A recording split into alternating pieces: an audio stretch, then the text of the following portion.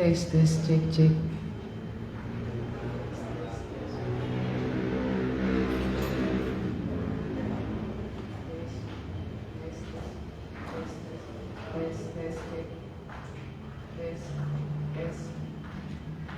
Tes cek cek cek tes.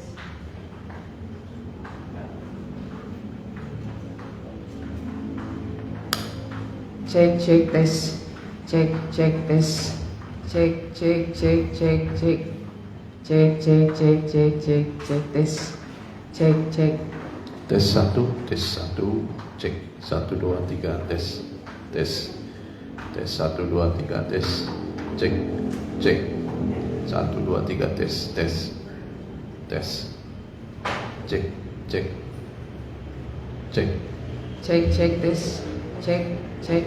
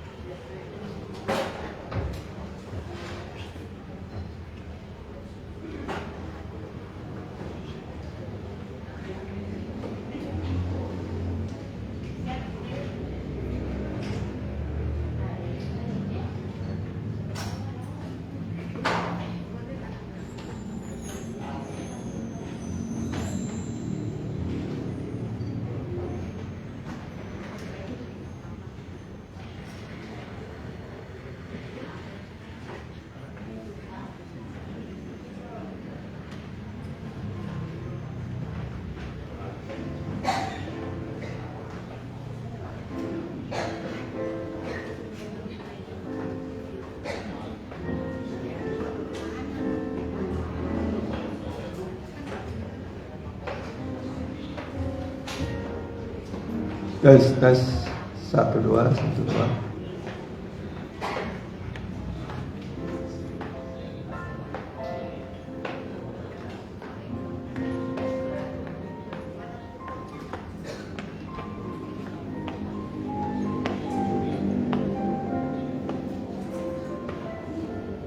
Ya, tes.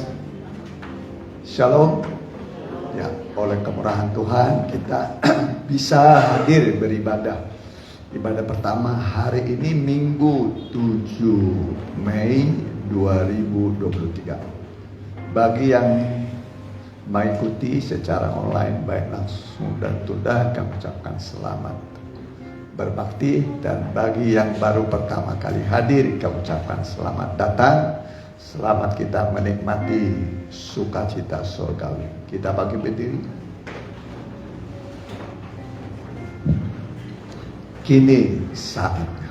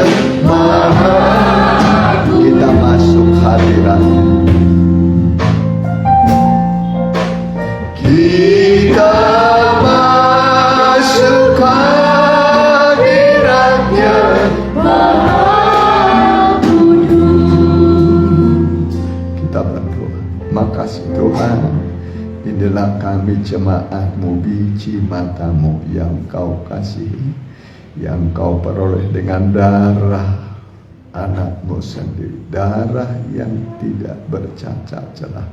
Itulah yang menebus kami dari lumpur dosa. Betapa kami berharga di mata Tuhan, dan Engkau sangat mengasihi kami seperti Engkau mengasihi diri-Mu sendiri. Karena kami adalah tubuh Kristus, Engkaulah kepala yang bertanggung jawab penuh untuk keselamatan kami, masa depan kami. Semua kami yang sudah hadir ini, Tuhan kiranya memberkati yang masih bergegas tibakan dengan selamat, tidak ada yang kurang apa-apa. Yang berhalangan di kemudian hari, bukakan kesempatan bagi mereka. Terima kasih Tuhan, biarlah kami menikmati sukacita surgawi. Baik imam-imam, hamba-hambamu, jemaatmu, semua dipenuhi oleh kasih Tuhan. Roh-Mu melingkupi kami. Kami usir kuasa setan dalam satu nama, di dalam nama Tuhan. Kami perintahkan Engkau semua keluar dari ruangan, dari hati dan pikiran kami. Darah Yesus menguduskan kami. Kami siap memuji Tuhan dalam nama Tuhan Yesus Kristus. Amin. Silakan. Kau Allahku yang adil.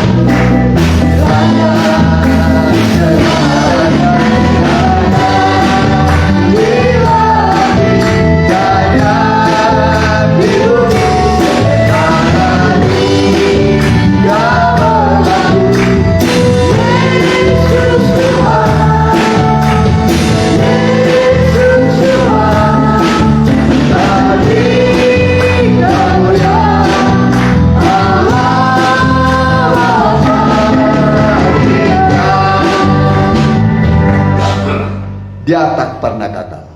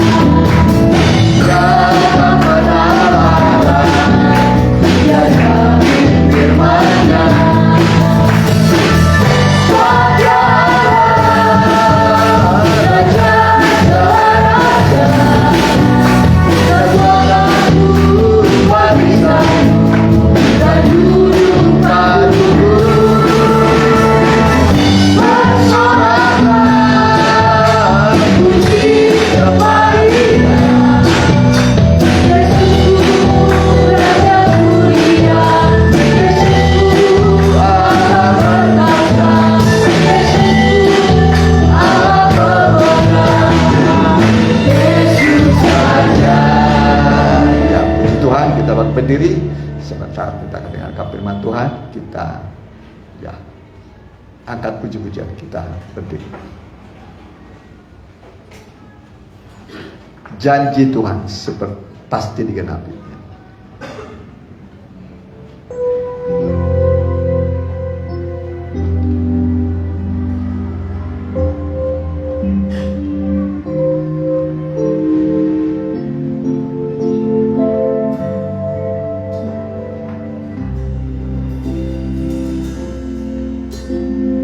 Tiada yang terlalu suka, tiada yang mustahil buatmu. Sesulit apapun engkau sanggup mengerjakan dengan ajaib. Engkau Bapa yang penuh kuasa, berlimpah kasih setiamu. Kau mengasihi setiap anakmu yang sedia melakukan perintahmu. Janjimu Tuhan pasti kau genapi. Kuasa firman-Mu sungguh berkuasa. Sambung ayat dari yang tidak ada. Kau mempercaya janjimu teruji. Janjimu Tuhan pasti kau genapi. Kuasa firman-Mu sungguh berkuasa. Sambung ayat dari yang tidak ada. Kau mempelai janjimu teruji. Kau mempelai dia. Kau mempelai pria janjimu teruji. Kita berdoa sebentar, kami akan mendengarkan firman-Mu Tuhan. Bukakanlah firman-Mu bagi kami. Firman yang menjadi kebutuhan kami, santapan bagi jiwa kami, menerangi perjalanan hidup kami, mengusir segala kegelapan, mendatangkan damai dan sukacita abadi. Dan kami menanti-nantikan firman-Mu seperti Maria yang duduk dekat kaki Tuhan, mendengar firman Allah yang memberikan keselamatan, kemenangan bagi kami. Kami siap mendengar dalam nama Tuhan Yesus. Haleluya. Amin. Ya, saya serahkan ibadah.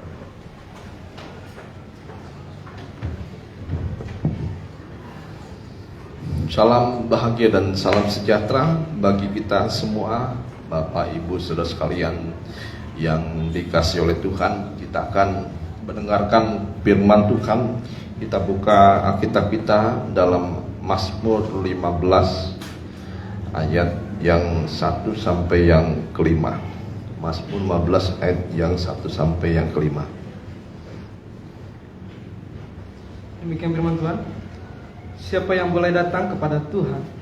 Mazmur Daud. Tuhan, siapa yang boleh menumpang dalam kemah-Mu? Siapa yang boleh diam di gunung-Mu yang kudus?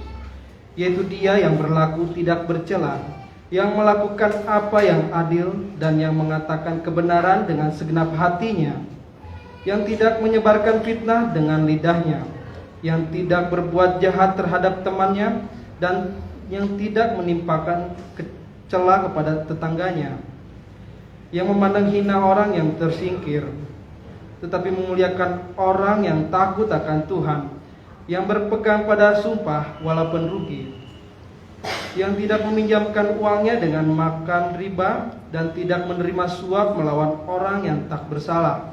Siapa yang berlaku demikian tidak akan goyah selama-lamanya. Kalau dalam judulnya, siapa yang boleh datang kepada Tuhan, dan siapa yang di sini katakan diam bersama Tuhan. Nah, itulah orang-orang yang berlaku tidak bercela. Kita lihat di sini bagaimana setiap manusia itu sebenarnya boleh datang kepada Tuhan, tetapi pada akhirnya di ayat yang terakhir adalah bagaimana siapa yang berlaku demikian adalah orang yang tidak goyah selama-lamanya. Jadi semua boleh datang, tetapi pertanyaannya apakah kita termasuk orang yang goyah atau yang tidak goyah untuk selama-lamanya. Ini adalah ujian bagi umat Tuhan, karena kita selama ini berpikir bagaimana kita sebagai orang Kristen hanya mengandalkan iman saja. Kita percaya Tuhan pasti selamat. Itu kadang-kali kita andalkan, tetapi kita akan lihat sebenarnya iman itu harus bertumbuh. Kalau dalam Efesus 2 ayat 8 sampai yang 9, Efesus 2 ayat 8 sampai yang 9. Ini iman dalam taraf pintu gerbang. Ya, pintu gerbang, di pintu masuk saja memang itu sudah masuk dalam kerajaan surga. Tapi kita akan lihat iman yang seperti apa yang harus kita kejar. Efesus 2 ayat 8 sampai yang 9. Oke, firman Tuhan. Sebab karena kasih karunia kamu diselamatkan oleh iman. Ya, karena memang kita semua diselamatkan oleh iman. Nah, iman ini bukan hasil pekerjaan manusia. Tidak ada orang yang bisa percaya Tuhan kalau Tuhan tidak tarik dirinya, ya, tarik dirinya dengan banyak hal. Tuhan menarik setiap orang sehingga mereka mempunyai iman, percaya kepada Tuhan, ya. Teruskan. Itu bukan hasil usahamu, Ya, itu bukan hasil usahamu, tetapi pemberian Allah. ya. Teruskan. Itu bukan hasil Ya, pekerjaanmu. iman itu tidak bisa dikerjakan oleh usaha kita. Ya, kita sudah berbuat baik tiba-tiba memiliki iman. Mungkin orang yang tidak pernah mengenal Tuhan karena perbuatan baiknya dia memiliki iman, tidak seperti itu. Tetapi iman adalah murni hasil karya Tuhan. Teruskan. Jangan ada orang yang memegahkan diri. Nah, dalam tahap pintu gerbang atau percaya memang semua orang sudah dipanggil. Tetapi kita akan lihat tidak hanya pintu gerbang saja kita diam di situ. Karena kalau kita diam di pintu, bisa masuk, bisa keluar. Ya, makanya banyak orang yang keluar masuk. Kadang beriman, kadang tidak. Nah, kita lihat iman itu harus menjadi dasar atau benih bagi setiap orang yang percaya. Tapi benih itu kalau tidak bertumbuh akan menjadi benih yang mati, tidak akan bertumbuh. Nah, banyak orang salah berpikir, ya. Dalam 2 Petrus 5 ayat yang 7, jadi iman itu adalah dasar memang. Ya, tetapi iman itu harus bertumbuh. 2 Petrus 1 ayat 5 sampai yang ke-7. 2 Petrus 1 ayat 5 sampai yang ke-7. Ini pertumbuhan iman sampai berbuah. Demikian firman Tuhan. Dan kepada kesalehan kasih akan 2 saudara-saudara. Petrus 1 ayat 5 sampai 7. Justru karena itu kamu harus dengan sungguh-sungguh berusaha untuk menambahkan kepada imanmu kebajikan. Iya, jadi iman itu harus ditambah dengan kebajikan. Ya. Jadi salah kalau kita hanya berkata iman, tetapi iman itu tidak bertumbuh. Nah, pertumbuhan selanjutnya dari iman adalah kebajikan, ya, berbuat baik. Teruskan. Dan kepada kebajikan pengetahuan. Ya, sehingga kita bisa mengetahui Tuhan, Setelah kita beriman, kebajikan, pengetahuan, teruskan. Dan kepada pengetahuan, penguasaan diri. Nah, lanjut kepada penguasaan diri. Memang ini semua ada dalam tabernakel. Ya, kebajikan, ya, pengetahuan kita sampai kita mengalami baptisan air.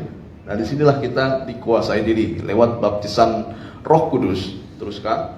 Kepada penguasaan diri, ketekunan. Ya, ketekunan. Disinilah ketekunan. Ya, jadi iman itu harus bertumbuh juga kepada ketekunan. Ya, jangan sampai kita punya iman tetapi tidak memiliki ketekunan. Ya, teruskan. Dan kepada ketekunan, kesalehan. Ya, ketekunan salehan. Tekun dalam beribadah. Teruskan. Dan kepada kesalehan, kasih akan Ya, saudara-saudara. inilah yang puncak, yaitu kasih, iman, pengharapan, dan kasih. Nah, inilah yang menjadi pertumbuhan iman. Teruskan. Dan kepada kasih akan saudara-saudara, kasih akan semua orang. Ya, kasih kepada saudara sampai kasih kepada semua orang.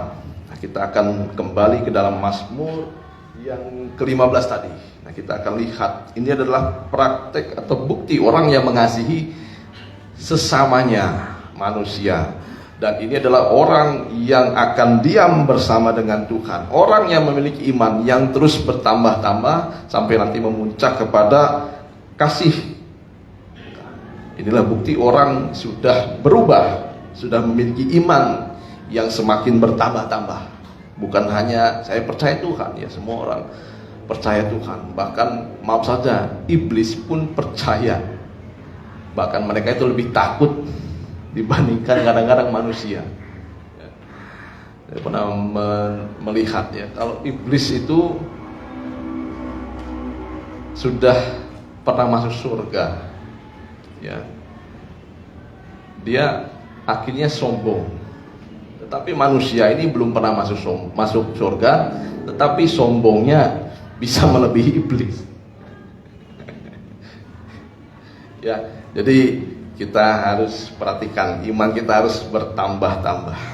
Ya, sampai iman itu bertumbuh sampai memiliki kasih kepada setiap orang. Ya, kita lihat apa yang disebut kasih kepada sesama atau semua orang. Yang pertama, kita kembali Mazmur 15 ayat yang kedua. Mazmur 15 ayat yang kedua, boleh sekali dibacakan. Yaitu dia yang berlaku tidak Iya, bercela. itu yang yang selanjutnya, yang pertama, yang melakukan apa? Yang melakukan apa yang adil. Iya, cukup dulu sampai situ. Inilah praktek orang yang mengasihi sesama, yaitu melakukan apa yang adil. Ya, apa yang adil? Apa itu adil? Memang salah satunya keadilan itu seperti timbangan, ya, tidak memihak ke kiri atau ke kanan, tidak berat ke kiri, tidak berat ke kanan. Ya, adil. Dan juga adil itu artinya adalah berpihak kepada firman Tuhan, berpihak kepada Tuhan. Itu yang disebut adil. Pada puncaknya seperti itu. Kita ingat suku Lewi, ketika orang Israel seluruhnya menyembah berhala, ya, ketika Musa dan Yosua turun dari Gunung Sinai, mereka melihat orang Israel semua sudah menyembah berhala tanpa kecuali, termasuk suku-suku Lewi juga. Tetapi ketika di Musa berkata, siapa yang memihak kepada Tuhan, sandangkanlah pedang. Akhirnya suku Lewi. Nah, inilah perbedaan suku Lewi. Mereka memang sudah berbuat dosa, tapi mereka mengakui dia salah. Ya. Mereka akhirnya memihak kepada kebenaran. Akhirnya maaf saja, banyak yang terbunuh. Suku Lewi tidak memihak kepada manusia, tetapi memihak kepada firman Tuhan. Nah, memang kalau orang sudah memihak kepada firman Tuhan, memang sakit dirasakan oleh daging. Ya. Jadi yang pertama, melakukan apa yang adil, yang benar. Nah, dan juga kita harus adillah kepada Tuhan. Ya, jangan kita lebih berat kepada yang dunia dibandingkan kepada yang rohani. Ya, memang pada suatu saat kita harus lebih berat kepada yang rohani. Ya, tapi Tuhan sekarang masih memberi kemurahan bagi manusia. Silakan kita bekerja, silakan kita melakukan hal-hal yang sepatutnya di bumi. Ya, kita bertindak seperti manusia pada umumnya, tetapi kita juga harus beribadah. Tapi pada satu saat kita harus lebih mengutamakan hal-hal yang rohaninya, minimal kita seimbang. Minimal seimbang pada saat sekarang. Ya, kita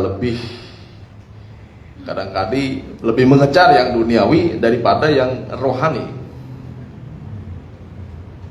Ya, kadang-kadang saya sering atau pernah berkata kepada kita semua, terutama pada ibadah doa, apa yang kita sering doakan? Ya, yang sering kita doakan hanya bersifat hal-hal jasmani. Oh Tuhan, berkati pekerjaanku, berkati usahaku, berkati anakku, dan lain sebagainya. Itu boleh, silakan.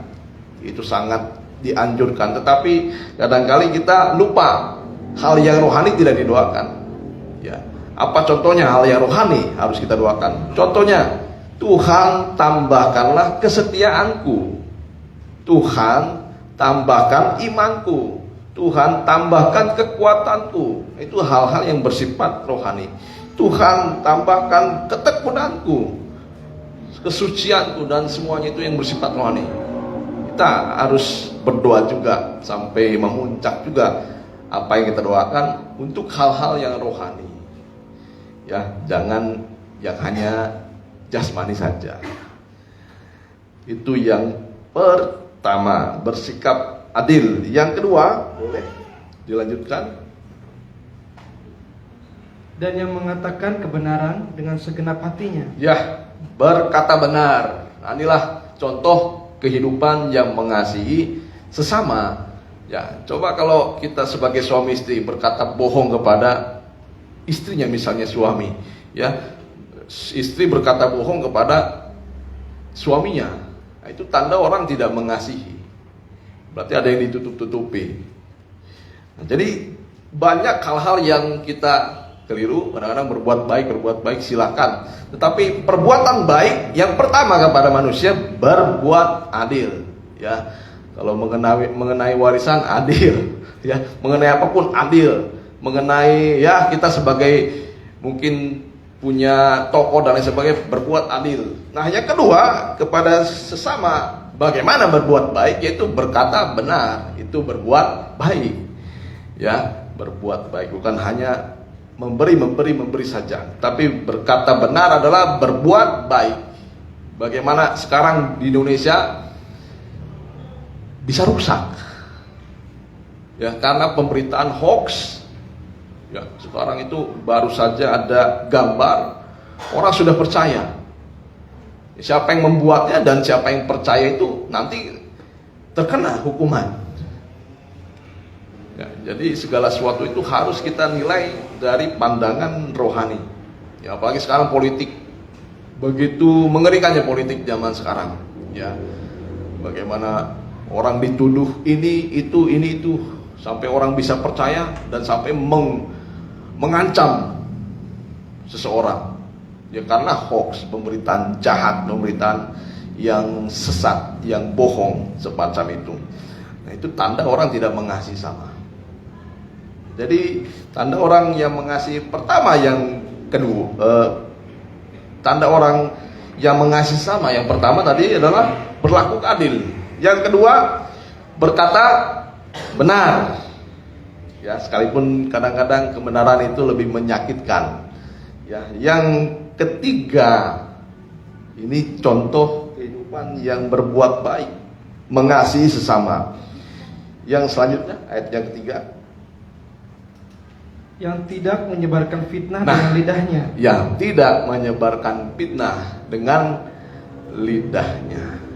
Ya, ini contoh perbuatan baik kepada sesama. Ya, terutama dari perkataan. Ya, banyak kali saudara satu famili itu banyak sekali yang konflik, yang sekarang tidak akur karena ada lidah yang menyebarkan fitnah. Ya, puji Tuhan saya tidak mengalami. Ada beberapa orang yang saya dengar mengalami fitnah, bukan dari orang yang jauh tetapi dari saudaranya sendiri. Nah, ini perbuatan jahat, bukan perbuatan baik. Nah, bagaimana kalau kita berbuat baik? Ya, inilah cirinya tidak menyebarkan fitnah. Ya, orang yang mendapat fitnah merasakan ya, katakannya fitnah itu lebih kejam daripada pembunuhan. Ya, hampir setara lah. Ya, memang pada akhirnya orang yang memfitnah berbuat jahat akhirnya bisa membunuh, yang baik secara secara personal sampai puncaknya, sampai berbuat jahat membunuh nyawa seseorang. Ya, jadi tidak menyebarkan fitnah. Ya, makanya hati-hati kalau ibu-ibu mulai bergosip. Ya, kemarin lihat di Instagram direkamlah oleh seorang ibu-ibu ya. Jadi ibu-ibu itu ngobrol dengan ibu-ibu lain. Jadi ibu kembali lihat, jadi mulutnya itu benar-benar mempraktekkan bagaimana ciri orang yang sedang bergosip. Jadi dengan lihat dengan lihat raut mukanya kelihatan ibu ini sedang melakukan apa. Tidak perlu kita dengar omongannya. Gitu. Seperti itulah ya. Jadi jangan membuat fitnah, bergosip. 2 Korintus 12 ayat 20 sampai 21. Ya, inilah yang menimbulkan kacauan dimanapun juga, baik di keluarga besar, di keluarga kecil juga bisa rusak, kacau ya. Kalau ada penyebaran fitnah, gosip dan lain sebagainya. 2 Korintus 12 ayat 20 sampai 21. Memang ada banyak anggota, tetapi hanya satu tubuh. 2 Korintus 12 ayat 20.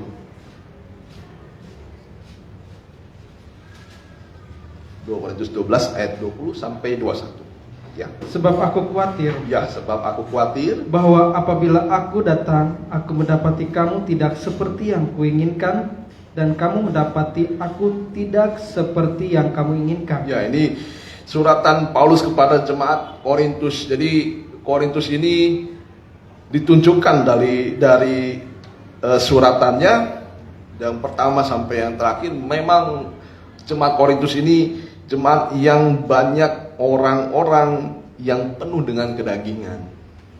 Ya, terutama dari mulutnya. Di sini kita lihat, apabila aku mendapati kamu tidak seperti yang kuinginkan. Ya, jadi Rasul Paulus sudah mengajar jemaat Korintus, tetapi tetap dikhawatirkan oleh Rasul Paulus. Bukan miskin, bukan menderita, tetapi yang dikhawatirkan oleh Rasul Paulus adalah keadaan rohani jemaat Korintus tidak seperti yang diinginkan oleh Tuhan. Teruskan. Aku khawatirkan adanya perselisihan. Iya. Berarti ada di sana perselisihan. Teruskan. Iri hati. Iri hati. Amarah. Kepentingan diri sendiri. Ya, ini yang ada di dalam jemaat Korintus. Ya. Fitnah. Teruskan. Bisik-bisikan. Bisik-bisik. Kalau dalam terjemahan lain dikatakan gosip. Teruskan. Keangkuhan. Ya. Dan kerusuhan. Lanjutkan. Aku khawatir bahwa apabila aku datang lagi, Allahku akan merendahkan aku di depan kamu. Ya, jadi inilah tugas dari gembala. Jadi harus dilihat masing-masing kekurangannya. Ya, tapi tanpa perlu kita menyebutkan kamu kurang ini, kamu kurang itu. Ya, dengan cara seperti Rasul Paulus, dia memberitakan firman. Karena firman Tuhan itu bersifat pertama umum, tetapi dalam berkhotbah seperti umum, tetapi firman Tuhan itu sebenarnya bersifat secara pribadi. Kalau kita dengar, masing-masing kita akan mendapat firman yang berbeda satu dengan yang lain. Ya, sekalipun kita mendengar khotbah dari jam 8 kurang seperempat sampai mungkin nanti 45 menit, masing-masing orang menangkapnya berbeda. Ya, terutama mengenai kekurangannya masing-masing. Ya, saya yakin lah ya, di sini laki-laki aman ya dari gosip-gosip. Ya, ucapannya baik. Ya, ada amin. Ya, jangan laki-laki tukang gosip. Ya, saya yakin di sini tidak ada. Perempuan juga, saya yakin di sini tidak ada lah ya. Ini sekarang semua diam di sini. Di sini tidak ada yang berbicara satu dengan yang lainnya. Nah, kita lihat. Aku khawatir bahwa ayat 21, dan bahwa aku akan berduka cita terhadap banyak orang yang di masa yang lampau berbuat dosa, dan belum lagi bertobat dari kecemaran, percabulan, dan ketidaksopanan yang mereka lakukan. Ya, cukup dulu sampai situ. Jadi Rasul Paulus melihat bahwa jemaat Korintus dari awal melayani sampai Rasul Paulus pada pasal-pasal yang terakhir, 2 Korintus 12 itu pasal-pasal yang terakhir, mendapati orang-orang di Korintus belum bertobat. Ya, dari kecemaran, dari tadi ya perselisihan, iri hati, amarah, kepentingan diri sendiri, fitnah, bisik-bisik, gosip, dan lain sebagainya. Ya, ini yang akan menimbulkan kekacauan. Boleh kita tambah di Mazmur 15 ayat yang ketiga. Mazmur 15 ayat yang ketiga.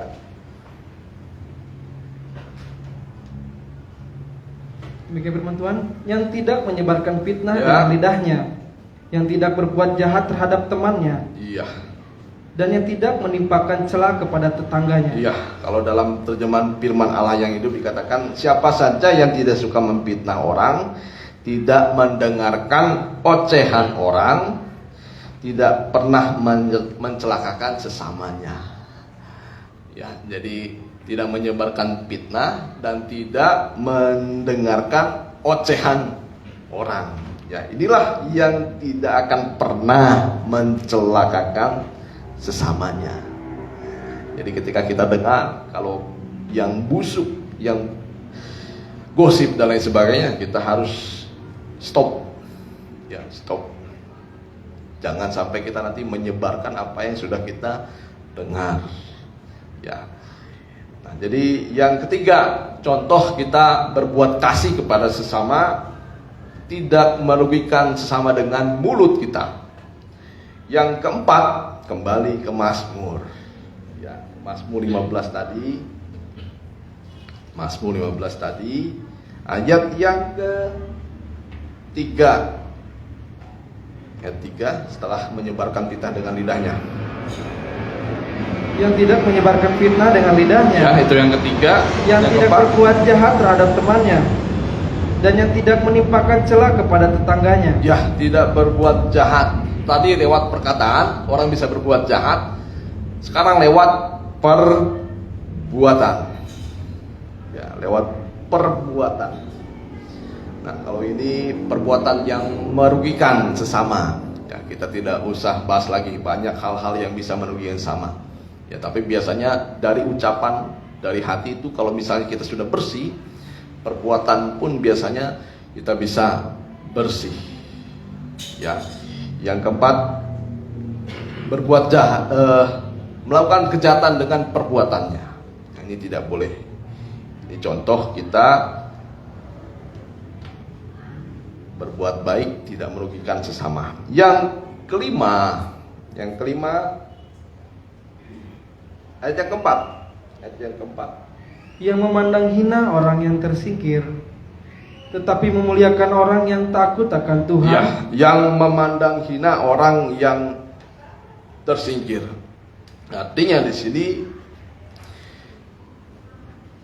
mengecam dosa. tidak menyetujui dosa. Nah, ini perbuatan kasih kepada sesama. Nah, biasanya yang menjadi kesalahan oleh orang tua ketika kita menyetujui kesalahan anak. Ya. Jadi memandang hina orang yang tersingkir, mengecam dosa, membenci dosa, yang tidak menyetujui dosa. Kadang-kadang orang tua ketika anak berbuat salah dibela. Ya, ketika anak lebih mengutamakan dunia, lebih dibela.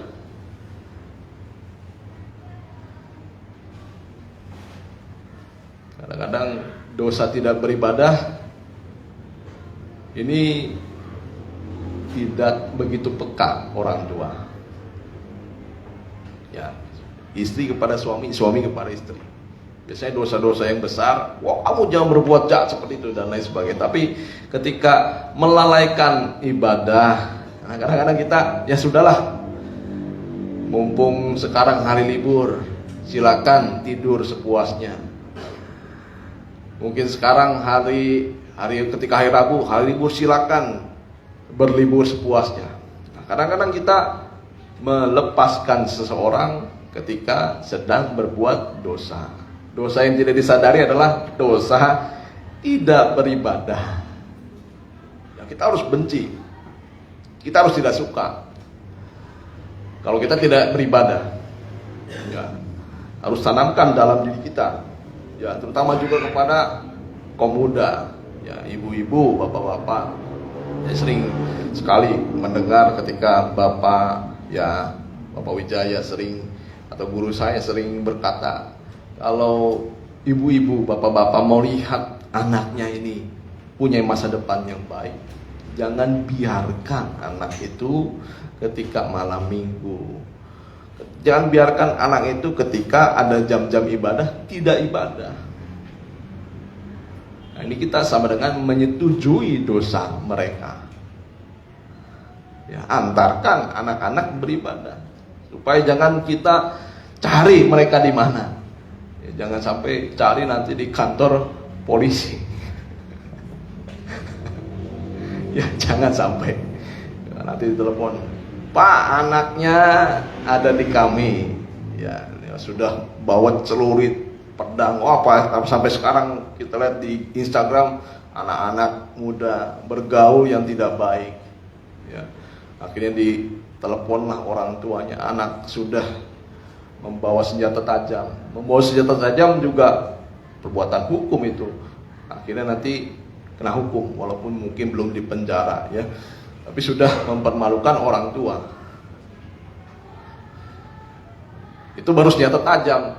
Coba bayangkan butiran, sabu, ekstasi. Wah, sekarang anak muda sudah banyak yang jatuh dalam dosa-dosa semacam itu.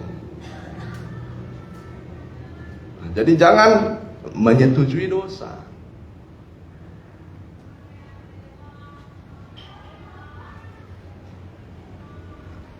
Harus mengecam dosa. Yang selanjutnya, yang ke-6, ya. Yang selanjutnya, tetapi memuliakan orang yang takut akan Tuhan. Memuliakan orang yang takut akan Tuhan, menghormati orang yang takut akan Tuhan. Ya, sesama anak-anak Tuhan saling menghormati satu dengan yang lain. Ini contoh perbuatan kasih kepada sesama. Ini orang-orang yang nanti akan diam bersama dengan Tuhan. Ya, karena dikatakan dalam firman Tuhan, barang siapa yang mengasihi aku, ia juga mengasihi saudara yang engkau lihat. Sesama yang kau lihat, kalau bisa mengasihi, baru bisa mengasihi Tuhan. Itu buktinya kalau kita mengasihi Tuhan. Ya, memang kita banyak kekurangan, tetapi ya kita mau belajar bagaimana mengasihi sesama.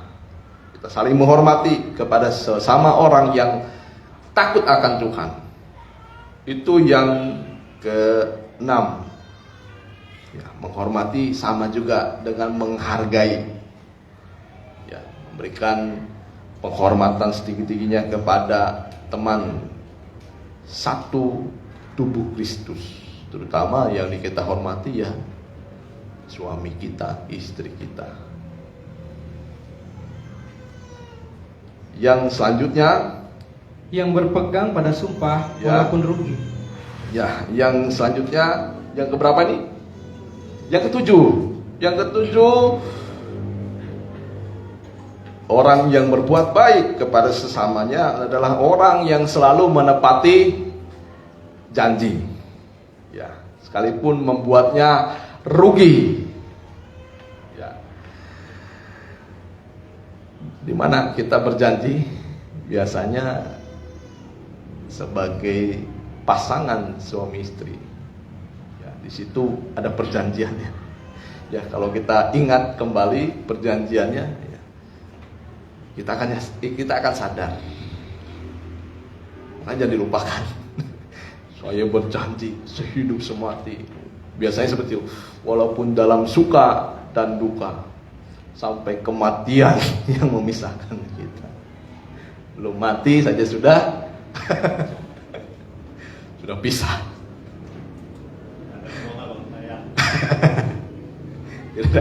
Jadi ada uang abang saya. Tapi sekarang ada uang pun abang bisa ditendang. Ya. Nah, sekarang banyak lah ya. Ada kadang-kadang ketika dalam penderitaan malah istri bisa setia.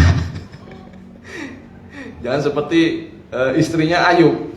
Ketika suaminya menderita, ditinggalkan Ayub seorang diri. Ya, tapi macam-macam lah sekarang ya. Tidak hanya duka saja orang bisa meninggalkan. Dalam keadaan kelimpahan pun orang bisa meninggalkan. Ya. Nah, jadi yang selanjutnya tadi yang ketujuh, selalu menepati janji. Ya, baik yang tertulis maupun yang tidak tertulis, kita harus ingat semua janji kepada orang luar terutama juga. Ya, kalau kita punya perjanjian dengan orang luar, kalau kita tidak berbuat sesuai dengan perjanjian, pekerjaan kita bisa rusak. Ya, kalau kita tidak bisa menepati janji kita akan merusak pekerjaan kita. Nah, yang selanjutnya ayat yang kelima, Yang tidak meminjamkan uangnya dengan makan riba. iya, tidak meminjamkan uang dengan makan riba. Ini contoh perbuatan baik. Ini deg-degan saya ini. Ya, dalam poin yang selanjutnya saya harus dalam hati terpaksa ya memberitakan, tetapi saya tidak boleh menutup-nutupi. Ya, ini tidak ditutup ayat ini oleh saya. Tidak meminjamkan uang dengan makan riba. Dalam terjemahan firman Allah yang hidup, tidak memeras orang yang berhutang kepadanya dengan menarik bunga yang tinggi. Bunga yang wajar memang berapa ya?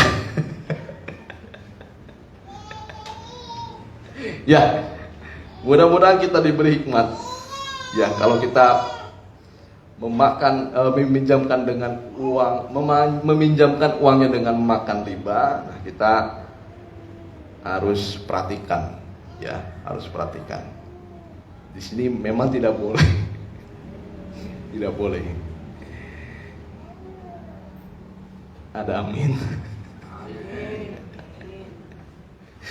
Ya, jadi baiklah kita kalau bekerja, ya mintalah kepada Tuhan mana yang akhirnya menjadi pelabuhan kita, yang setiap saat itu akhirnya kita melakukan firman Tuhan dengan sebaik-baiknya, ya, supaya jangan kita bekerja tetapi pekerjaan itu sia-sia.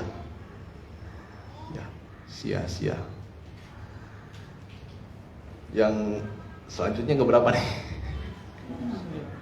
9. Banyak ya. Nah, jadi yang 9 tidak menerima suap. Selanjutnya, dan tidak menerima suap melawan orang yang tak bersalah. iya, dan tidak menerima suap melawan orang yang tak bersalah. Ya. Karena suap ini diberi kepada orang yang jahat. Orang yang menerima suap itu pasti jahat. Orang yang memberi suap juga akhirnya berlaku jahat. Nah, yang ini orang yang tidak adil. Ya, yang hawa nafsunya begitu tinggi melawan keadilan. Ya, makanya kadang lebih baik orang itu lebih baik kalau berada dalam penghukuman. Ya, kalau misalnya maaf ya, terpaksa ada seseorang yang kena hukuman. Ya, kadang-kadang kita bagaimana mengasihi dia, kita beri supaya dia bebas. Ya. Atau apapun juga. Kadang-kadang kita memberi sesuatu supaya bebas. Tapi itu tidak mendidik ternyata. Tidak menerima suap dan tidak memberi suap juga. Ya, itu contoh perbuatan baik. Karena orang yang di bawah hukuman harus mempertanggungjawabkan perbuatannya. Ya, kalau orang bersalah memang harus dihukum. Ya, tapi kalau orang tidak bersalah pasti tidak akan dihukum. Ya, dia kalau tidak dihukum, dia akan tetap berbuat dosa. Bahkan, maaf saja, kalau tidak bertobat, tidak akan selamat. Jadi jangan jadi saksi palsu. Inilah gambaran hidup orang-orang yang tidak bercelah. Dikatakan dalam ayat yang kedua, orang yang berlaku tidak bercelah, orang yang mengasihi sesamanya adalah orang yang mengasihi Tuhan.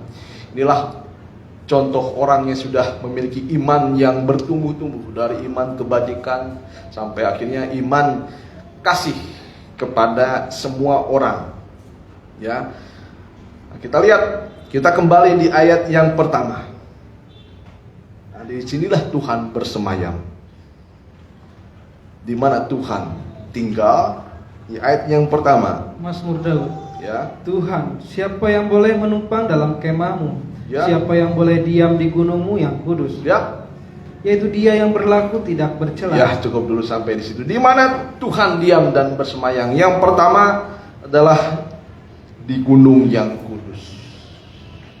Nah, memang kekudusan seperti di sini diibaratkan naik gunung yang tinggi dengan penuh pergumulan dan berat. Ya, dalam kita mencapai kekudusan memang ada pergumulan. Tuhan itu kudus. Barang siapa yang hidup kudus, hidup suci akan melihat Tuhan. Ya. Tempat yang tinggi ini adalah gambaran dari bukit batu yang kokoh. Tuhan itu tidak tergoncangkan. Biarpun gunung-gunung beranjak, bukit-bukit bergoyang, tapi kasih setiaku tidak akan bergoncang daripadamu. Ya. Jadi berbicara gunung ini adalah berbicara tempat yang kokoh dan yang tidak tergoyahkan dan yang harus kita capai dengan penuh perjuangan. Ya. Makanya ikut Tuhan, pergumulan dan perjuangan seperti kita naik gunung yang tinggi. Ya, itu yang pertama. Inilah tempat Tuhan bersemayam. Yang kedua, dikatakan Tuhan, siapa yang boleh menumpang dalam kemahmu? Jadi sifat dari tempat kediaman Tuhan ini pertama kudus, dan yang kedua seperti kemah. Kemah adalah dalam bahasa Inggrisnya tabernakel. Tabernakel ini adalah kemah Tuhan, gambaran dan bayangan kerajaan surga. Ya, the tent of God. Ya, dalam kemah pertemuan kita harus lihat ayat akhir saja, Keluaran 33 ayat yang ke-11. Keluaran 33 ayat yang ke-11.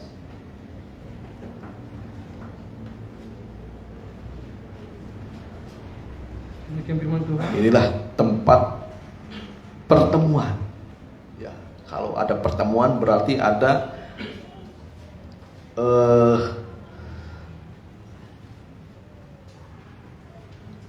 pergumulan. Juga ada dikatakan di sini berbicara, ada percakapan.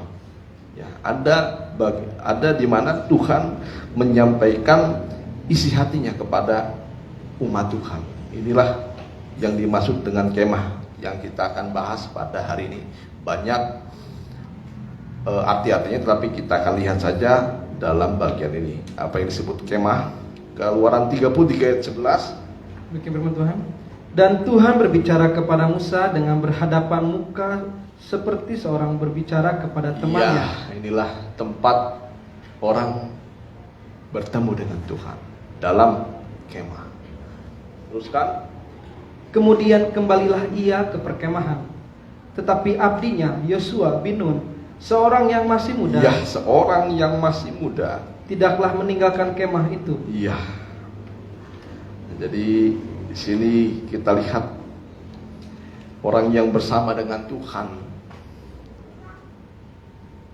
dalam tanah perjanjian, akhirnya dikatakan di sini Yosua.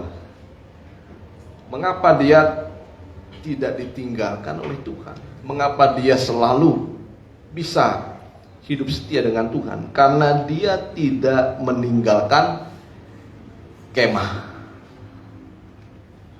Ya. Nah, apa artinya kemah buat kita sekarang? Itulah tempat Tuhan berfirman kepada manusia, berbicara satu dengan yang lain, berhadapan muka, ya, seperti ya, dan Tuhan berbicara kepada Tuhan dengan berhadapan muka seperti seorang berbicara kepada temannya. Di kemah, disitulah tempat Tuhan diam, bersemayam. Di situ juga tempat Tuhan berfirman. Ketika Tuhan berfirman, disitulah Tuhan menyampaikan isi hatinya. Makanya Yosua selagi masih muda tidak meninggalkan kemah. Ya, kalau sekarang di mana Tuhan bisa berfirman kepada kita? Yaitu dalam ibadah. Ya. Selama masih muda jangan tinggalkan ibadah. Sampai masa tua kita jangan tinggalkan ibadah, jangan tinggalkan kemah. Ya. Yosua akhirnya dipakai oleh Tuhan menjadi pengganti dari Musa karena dia setia, tidak meninggalkan kemah. Nah, dalam kemah inilah sebenarnya kita akan mendapatkan isi hatinya Tuhan. Dalam kemah ini Tuhan mencurahkan kasih-Nya yang berlimpah-limpah. Dalam kemah ini tidak ada yang tersembunyi. Sampai Musa seperti berhadapan muka dengan muka kepada temannya, sahabatnya. Kita ingat Tuhan itu sebagai sahabat, Dia menaruh kasih setiap waktu, terutama pada saat temannya itu dalam keadaan kesulitan. Ya, beberapa kali Musa dalam keadaan kesulitan, Tuhan tidak meninggalkan Musa. Yosua dalam keadaan kesulitan, Yosua tidak pernah ditinggalkan oleh Tuhan. Inilah yang harus kita perhatikan hari ini, bagaimana kita harus selalu diam dalam kemahnya Tuhan. Orang yang memiliki iman, dia akan menambahkan imannya dari kebajikan, pengetahuan, sampai nanti kasih kepada Tuhan dan kasih kepada sesama. Sampai tadi banyak praktek kasih kepada sesama, sampai akhirnya kita harus selalu berada dalam kemahnya Tuhan. Ya, saya rasa firman Tuhan cukup dulu sampai di sini. Ya, kita jangan jauh daripada Tuhan. Orang yang selalu diam dalam kemah, orang yang tidak pernah mau tinggalkan kemah, seperti Yosua dan Musa. Tuhan tidak pernah meninggalkan dirinya. Ini janji yang pasti daripada Tuhan.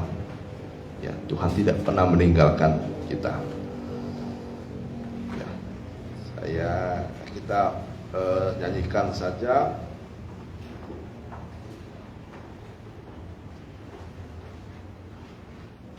Sejak ku hidup rohani. Ya. Yosua merasakan kebahagiaan ketika selalu tinggal dalam kemah, selalu bersama dengan Tuhan. Kita akan semakin ku berbakti. Saya undang Bapak Gembala ke depan.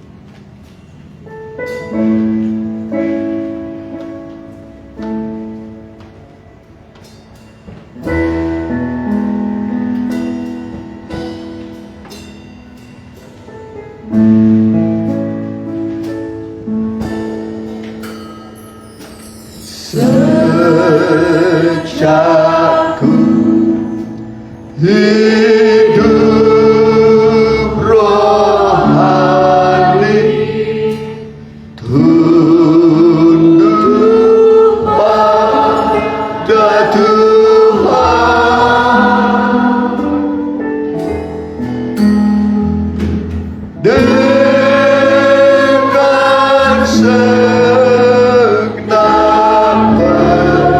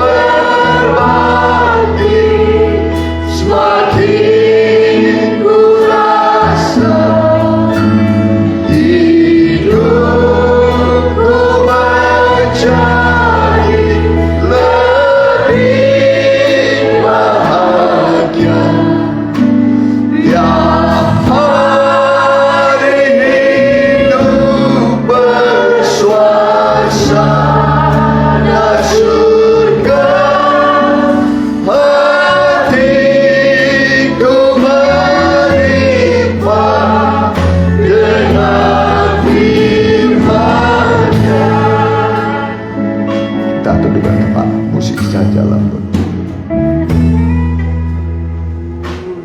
Ibadah itu berguna dalam segala hal, baik untuk hidup di dunia dan setelah hidup di dunia. Itulah kekekalan.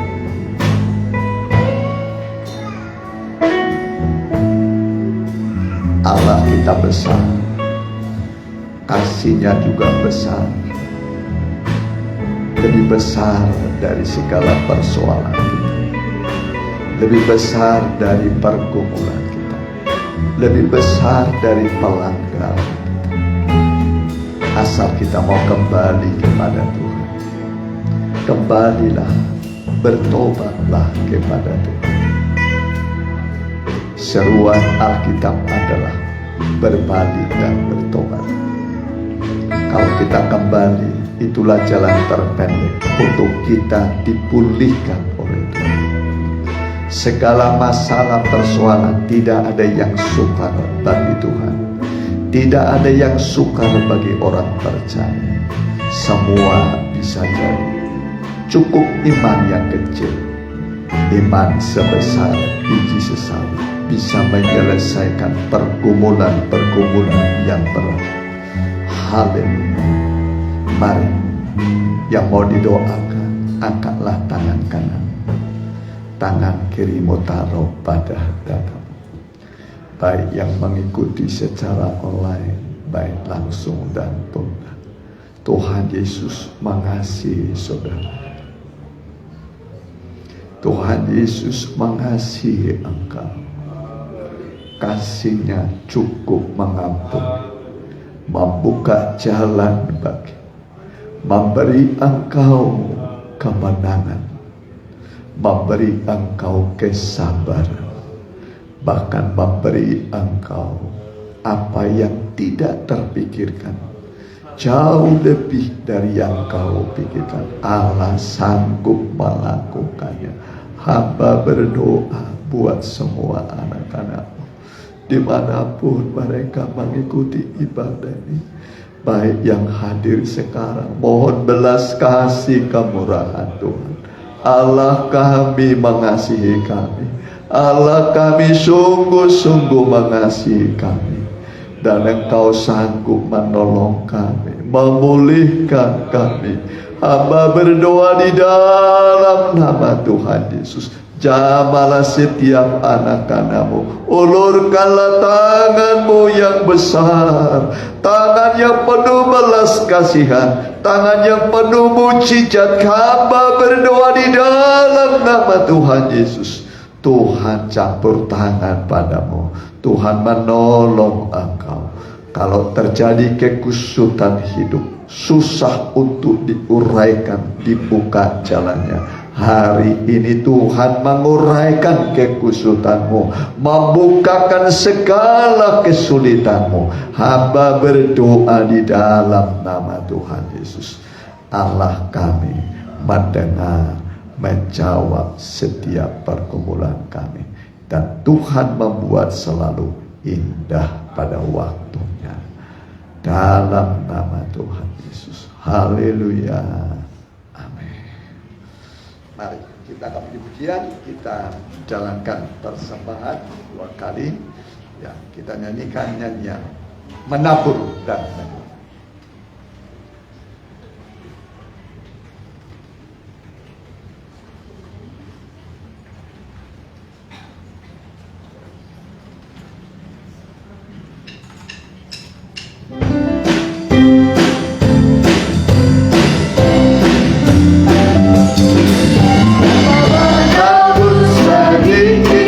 Menuai sedikit juga, tidak akan selalu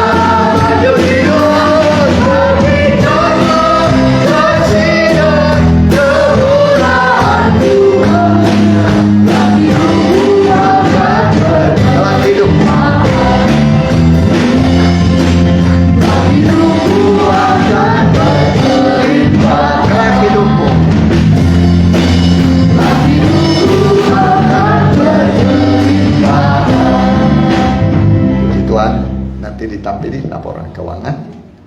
Kita dengarkan pengumuman. Yang sakit Popo, Ibu Ateng, Pak Ateng, Ibu Eli rencana akan menjalani operasi tanggal 19. Ya, Mama Hendra ada di tengah-tengah kita, Teresia Simatupang, Tini, ya Teresia Situmeang, ya Teresia Situmeang, kemudian Sistini, ya.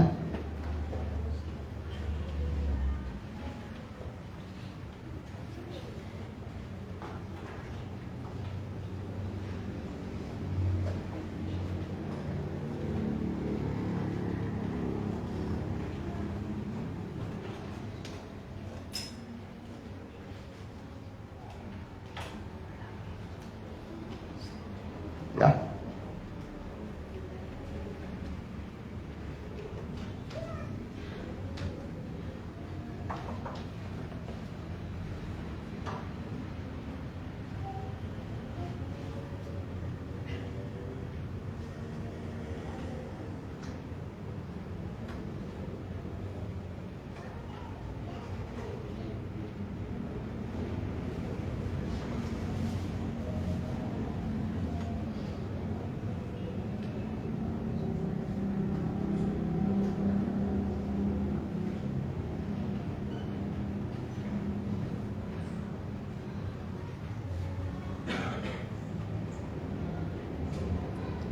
Ya, udah. Ya, kita pakai berdiri. Nanti yang berulang tahun di bulan Mei bisa datang ke depan di luar. Terima kasih buat kehadiran saudara dan persembahan saudara. Tuhan akan membalas berlipat kali ganda. Ya, yang berulang tahun di bulan Mei, ya berdiri agak ke depan sedikit. Ya, cuma satu orang bulan Mei. Ya, haleluya. Ya, haleluya. Kami berdoa buat anak-anakmu yang berulang tahun di bulan Mei 2023. Tuhan sudah tambahkan umur mereka dan akan Tuhan tambahkan lagi umur mereka. Dan biarlah hidup yang Tuhan beri pada mereka, mereka pergunakan sebaik-baiknya memuliakan Tuhan, beribadah kepada Tuhan, melayani Tuhan dengan segenap hati, sebab segala jerih payah kami dalam Tuhan tidak ada yang sia-sia.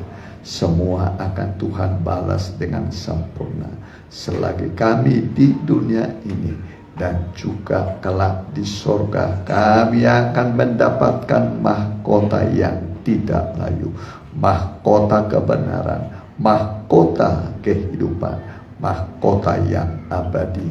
Itu akan kami terima dari Tuhan, juru selamat kami, kepala gereja, mempelai pria surga kami. Berkatilah anak-anakmu minggu ini aktivitas mereka, yang bekerja, yang berusaha, yang belum punya usaha bekerja, berikanlah pada mereka. Dan biarlah mereka senantiasa ingat padamu. Dan Tuhan juga selalu mengingat kami dan nama kami ada di hati Tuhan. Dan Tuhan senantiasa menolong kami selama di dunia. Berkatilah kami sekalian. Berkati juga Ibu Susan, anak, mantu, cucu, usaha, pekerjaan. Dan biarlah Tuhan curahkan berkat-Mu. Dan Tuhan tolong supaya beri kepada kami hikmat supaya jangan terjadi banjir Tuhan. Ini permohonan kami. Terima kasih Pak RT, Pak RW kami juga, Pak Lurah kami juga Muspika Andir, Wali Kota Bandung, dan juga Gubernur Jawa Barat, Presiden Joko Widodo, Pak Maruf Amin, TNI, Polri. Tuhan berkati MPR, DPD tingkat 1, tingkat 2 seluruh Indonesia, berkati Tuhan. Terima kasih, dan biarlah sekarang saudaraku arahkanlah pandanganmu kepada Tuhan dan terimalah berkat dari Allah Bapa, Allah Sang Putra, dan persekutuan yang manis dan indah di dalam Roh Kudus, dalam nama Tuhan Yesus Kristus. Haleluya.